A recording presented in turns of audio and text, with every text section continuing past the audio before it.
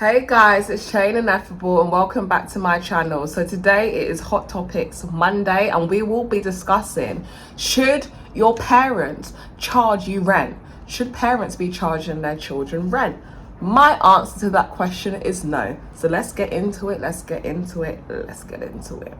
So I've been seeing like a trend on TikTok every now and then where it's like, why are parents charging children rent? Now, a lot of the time they are doing this because once you turn the age of 18 or you're working your first time job or you got a part-time job or you're working your first full-time job, you are in receipt of an income. And by charging you rent, perhaps your parents intend on preparing you for financial responsibilities of the real world. Because let me tell you, paying rent ain't no joke. Like, before you can get your hair done, before you can buy those shoes, you gotta pay that rent and pay them bills. So essentially, it is a budgeting skill. But I disagree with it because there are so many other better ways that you can teach your child how to budget. For example, you can start giving them pocket money from the age of 14. Give them about £12 a month is what I got, a week. In this economy, probably £20 or £15 a week will do. You don't want to empower your children to feel like they're going to start roaming the streets because they got money and they're going here and they're going there. But you want to give them the little money so if they're peckish after school, they can get some snack, or if they really want these shoes or this bag, they got to save up piece by piece for it. I'll tell you, I remember buying my first television from Curry's. I think I bought it for £300. That was that £12 a week and those and that Christmas money or birthday money which helped me save to get my first television. And it was so empowering being able to do that. So I just feel like there are much better ways that you can teach your children how to budget, i.e. through pocket money, without charging them rent. And although charging your children rent teaches them independence, how much independence are you really teaching them? Because in my opinion, you're telling your child that your relationship is transactional. You're telling them that they have to pay to live in their own home. You're essentially telling them that their home is not theirs unconditionally and that there's a price to pay to be in it. And I think that's really wrong. And let's be real, rent is only one part of financial independence, preparing your child for the future.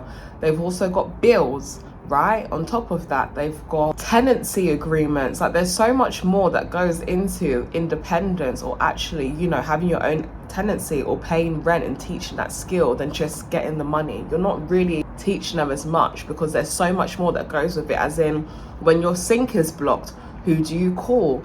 And are you responsible for your hair blocking the sink, or are your landlord responsible because there's a drainage problem and there's a piping problem? And what happens when, these British Gas and all these types of companies are coming after you because they want their money? And would you prefer to pay it every 3 months or quarterly, or would you prefer to pay it all in one advance for the whole year, or would you prefer to split it up monthly because it's more affordable to you?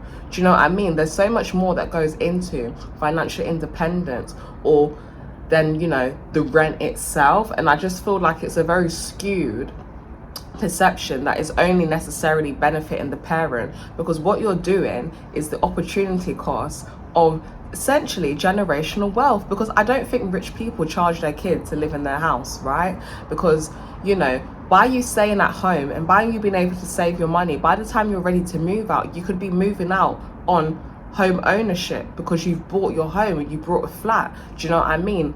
Rather than moving out to rent. Or you could be moving out having completely paid off of your student finance and your university loans, and you're moving out now debt free.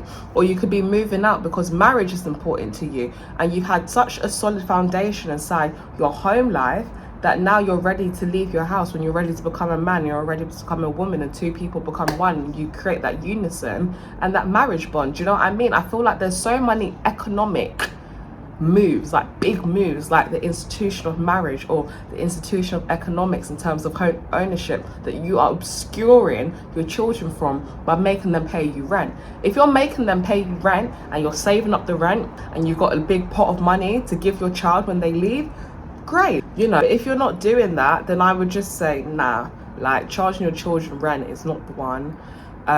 You know, you never ever want to tell your child, oh, just make sure you top up the electricity £20 every week.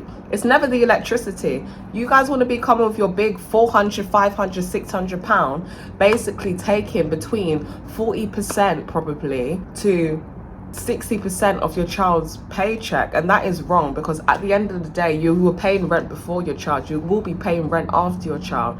And actually, when you're not doing it to like give it back or to support your child for financial moves, or you're not doing it where you're charging your child maybe 10% of their wages, i.e. 100, 200 pounds, right, or 300, then it becomes manipulation. Like, you're manipulating your child, and I think that's wrong. What do you guys think? Don't forget to comment down below, and if this was an interesting hot topic of the week, make sure that you subscribe. Bye. So if you liked what you watched today and you want to see some of my other videos from my mini series, just remember that on Mondays we have the hot topics of the week, where we do a little debate and discussion about everything relevant, current and trending. On Wednesdays we do Uni Unveiled, where we discuss and debunk everything about university and all of the myths that come with it, making higher education more accessible to you, especially those who do not have parents that have gone to university and been educated.